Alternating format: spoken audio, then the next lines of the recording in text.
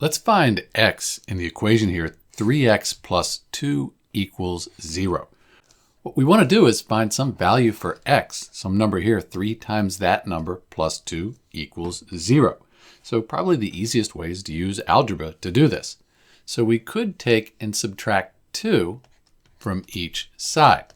So that way, 2 minus 2, that's gone. Then we'll have 3x equals negative 2. We could then, to get x by itself, to solve for x, we could put 3, divide both sides by 3. 3 over 3 is just 1, so we'd have 1x, or just x, and x equals negative 2/3.